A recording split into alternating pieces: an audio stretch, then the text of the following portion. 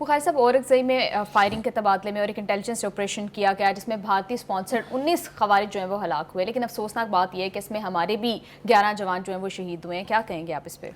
دیکھیں، دو باتیں ہیں. ایک تو یہ کہ جب آپ نے گریٹر آبجیکٹیو اچیو کرنے ہوں، جب آپ نے ملک کی سالمیت کا دفاع کرنا ہو، جب آپ نے اپنے غیر ملکی دشمن سے نمٹنا ہو، تو قربانیاں تو دینی پڑتی ہیں. یہ جو جنگیں ہوتی ہیں اپنی سالمیت کے لیے، اس میں بھی لوگوں کی جانوں کا نذرانے پیش کرنے پڑتے ہیں. تو میں سمجھتا ہوں کہ اس اعتبار سے I compliment my armed forces and law enforcers. صرف آرمڈ فورسز نہیں، پولیس کی بڑی قربانیاں ہیں جنہوں نے قربانیاں دیتے رہنے کے ساتھ ساتھ یہ سلسلہ جاری رکھا ہوا ہے. بڑی جرت چاہیے سینہ چوڑا کر کے ایسی جگہ پہ جانے کا جہاں آپ کو پتہ ہے کہ آگے سے بلٹ آئے گا یا آگے سے بم پھٹے گا. تو ایک تو اس اعتبار سے ہم اس کو انڈرمائن نہیں کر سکتے. دوسری بات یہ ہے کہ جو ہمارے فیلڈ مارشل کا ریزولو تھا، جو وقت کی ضرورت تھی کہ ان دہشت گردوں کی آنکھوں میں آنکھیں ڈال کے ان کو چیز کر کے، یہ جو را کی سپانسرشپ پہ، یہ جو ہندوستان کی لیڈرشپ کے کہنے پر، یہ جو مودی کی ہندوتا اور آر ایس ایس کی پالیسیوں کے پیش نظر پاکستان کو بلیڈ کرانے کی کوشش کی جا رہی ہے، اس کا کلا کما کرنا ضروری ہے. بالکل. مجھے اچھی طرح سے یاد ہے کہ فیلڈ مارشل نے کہا تھا کہ یہ علاقہ ہے جہاں بی ایل اے اور بی ایف اے یہ آپریٹ کرتی ہیں، یہ پیورلی را ان کو سپانسر کر رہی ہے، پیسے دے رہی ہے ان کو. یہ لوگ ٹریننگ حاصل کرتے ہیں انڈیا میں جا کے، یہ انڈین پاسپورٹ کے اوپر دنیا بھر میں سفر کرتے ہیں. یہ سب کچھ ہم نے ڈاسیئرز میں لکھ کے دنیا کی 5 امپورٹنٹ کیپٹلز کو بھی دیا ہوا ہے اور انٹرنیشنل فورم پر بھی دیا ہوا ہے. اسی لیے پاکستان کے موقف کی ہمیشہ حمایت کی گئی ہے. ان کے بارے میں انہوں نے کہا تھا فیلڈ مارشل نے کہ یہ 1000 سے 1500 لوگ ہم سے بلوچستان نہیں چھین سکتے، ہم سے سی پیک نہیں چھین سکتے. اب آپ کو سمجھ آ گئی نا کہ کیوں وہاں اس کو تکلیف ہے بلوچستان میں، بیکاز آف سی پیک. آگے چلیے. یہ جو واقعہ جس کا آپ نے ذکر کیا ہے، یقینی طور پہ اس کے اندر ایک یہ کہ ہم نے اتنے دشمنوں کو جہنم واصل کیا، اور دوسرا یہ کہ اس کے نتیجے میں ہمارے جوان شہید ہوئے. یہ افسوسناک بات ہے. ان کی جو تعزیت بھی کی ہے اور تعریف بھی کی ہے، پریزیڈنٹ آصف زرداری نے بھی کی ہے، وزیر اعظم شہباز شریف نے بھی کی ہے، بلاول بھٹو زرداری نے بھی بہت بڑا کمپلیمنٹ پیش کیا ان کو، اور ابو آل جو ہمارے انٹیریئر منسٹر ہیں انہوں نے بھی ان کی قربانیاں، انہوں نے کہا کہ یہ ضائع نہیں جائیں گی، یہ الٹیمیٹلی ہم وہ مقاصد اپنے حاصل کر لیں گے جن کے لیے یہ سارے آپریشنز ہم نے لانچ کیے ہوئے ہیں. بخاری صاحب، آپ کو کیا لگتا ہے کہ جس طرح سے ہارڈ ہینڈڈلی ان آپریشنز کو ان دہشت گردوں کو ڈیل کیا جا رہا ہے، کیا یہی ایک واحد آپشن ہے، یا جس طرح سے خان صاحب بات کرتے ہیں کہ مذاکرات کے تھرو بھی یہ معاملہ حل ہو سکتا ہے؟ میں اس کی تھوڑی سی تاریخ اگر آپ اجازت دیں میں بیان کر دوں کہ حکومت پاکستان نے باقاعدہ سیریس ڈائیلاگ افغان حکومت کے ساتھ، ٹی ٹی پی کے ساتھ 6 مہینے تک جاری رکھا، اور ان سے کہا کہ آپ آئین سے وفاداری کا حلف اٹھائیں، ہتھیار پھینکیں، آ جائیے، ہم کھلے بازوؤں کے ساتھ آپ کا ایز اے پاکستانی استقبال کرتے ہیں. یہ دونوں ہی باتیں انہوں نے نہیں مانی تو حکومت کو وہ مذاکرات ختم کرنا پڑے. لیکن بانی کی ہدایت کے اوپر وہ ایک کون ہے وہ ان کے اسپوکس پرسن جو وہ بیرسٹر سیف نامی، وہ 6 مہینے تک مزید ان کے ساتھ ٹی ٹی پی کے لوگوں کے ساتھ بات چیت کرتے رہے، کوئی نہیں مانی انہوں نے. اب آپ مجھے یہ بتائیں کہ جب دوسری طرف سے یہ رویہ ہو تو ان کے ساتھ پھر کون سی ڈپلومیسی، کون سی سیاسی اپروچ جو ہے وہ کام کرے گی؟ پھر اس کا ایک ہی علاج ہے کہ ان کو ختم کر دیا جائے. دنیا بھر میں جتنی سویلائز سوسائٹیز ہیں، جتنے بڑے انسانی حقوق کے ٹھیکیدار ہیں، ان کے ملکوں میں بھی یہی ہوتا ہے. برطانیہ نے آئرلینڈ میں کیا کیا؟ Not for 1 day, for 4 decades, 40 سال تک وہاں انہوں نے یعنی آئرلینڈ کے لوگوں کو رuthlessly مارا. الٹیمیٹلی ان کو آزادی ملی کہ نہیں؟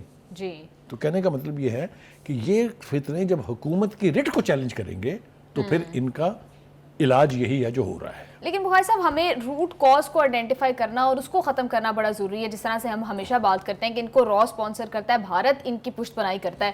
بخاری صاحب، کس طرح سے بھارت کو اکاؤنٹیبل ٹھہرایا جا سکتا ہے؟ افغانستان کی سرزمین کو کس طرح سے پاک کیا جا سکتا ہے ان ساری چیزوں سے؟ دیکھیے، ہم اگر اکیلے یہ مدعا لے کے چلتے تو شاید حکومت دنیا میں ہماری بات کو اتنی پذیرائی نہ ملتی.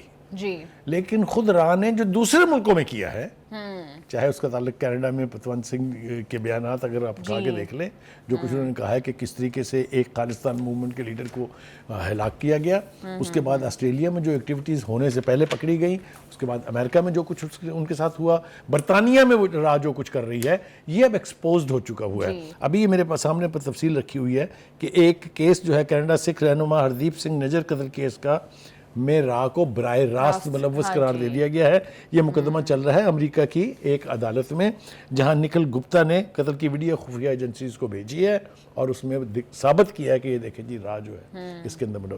جب اس طرح سے انڈیا ایکسپوز ہو گیا ہے تو ہماری بات میں وزن بھی پیدا ہو گیا اور ہمارا بیانیہ لوگ مان بھی رہے ہیں. جی ٹھیک ہے جی. بخاری صاحب, جس طرح سے ہم نے دفاعی معاہدہ کیا سعودی عرب کے ساتھ بھی اور پھر امریکہ کے ساتھ بھی اس پہ مشترکہ کارروائی کی بات کی گئی, بخاری صاحب ان سارے اقدامات سے کیا دہشت گردی کے خلاف پاکستان کی جو جنگ ہے اس میں کوئی مدد ملے گی یا اس کے خاتمے میں کوئی ہیلپ مل سکتی ہے؟ دیکھیے میرے خیال سے ایک تو عالمی سطح کے اوپر ہمارا جو امیج کہہ لیجیے آپ اس کو, یا ہماری پریسٹیج کہہ لیجیے, یا ہمارا قدکاٹ جو ہے وہ بڑا ہے, کوئی دو رائے نہیں ہے. بہت سارے ملکوں نے آلریڈی پاکستان اور سعودی دفاعی معاہدے میں شرکت کی خواہش کا اظہار کر دیا ہے.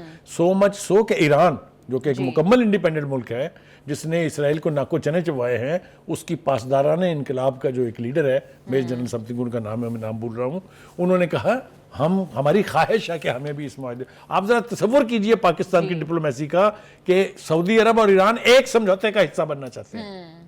تو یہ میں کہہ رہا ہوں کہ قد کاٹ پاکستان کا جو ہے وہ اتنا اوپر گیا ہے, یقینی طور پہ اس کا فائدہ ہوگا نہ صرف پاکستان کو بلکہ اس ریجن میں جو مشرق وسطیٰ میں جس قسم کی تباہی ہو رہی ہے آپ کے سامنے ہے, اور جس طریقے سے امریکہ سے مشرق وسطیٰ کے ممالک کا اعتماد اٹھتا جا رہا ہے سیکورٹی کے حوالے سے.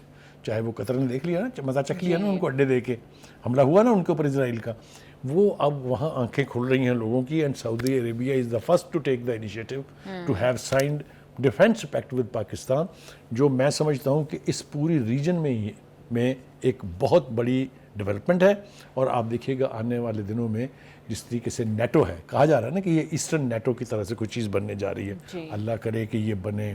That's the only way to handle ruthless people like Netanyahu اور جو اس کے ملٹری جنٹا ہے, ان سے نبڑنے کا ایک ہی طریقہ کہ آپ فورس اپنی ایک ایسی بنائیں جو وقت سے, یعنی وقت کے تقاضوں کے مطابق جا کے دشمن کو اس کے پریمسز پر ہولڈ کرے. تبھی پاکستان سمیت مسلم ملکوں کی بقا ہے اور مسلمانوں کی جو ہے سلامتی, اس پیش خطرات ہیں ان سے بچا جا سکتا ہے. یہ جو آج کور کمانڈر کانفرنس ہوئی ہے یہ بھی اس اعتبار سے بہت ہی امپورٹنٹ ہے. بھارتی جارحیت کا فیصلہ کن جواب دیا جائے گا. نیو نارمل کا مقابلہ کرنے کے لیے تیز اور مؤثر جوابی نارمل بھی تیار کیا جا چکا ہے.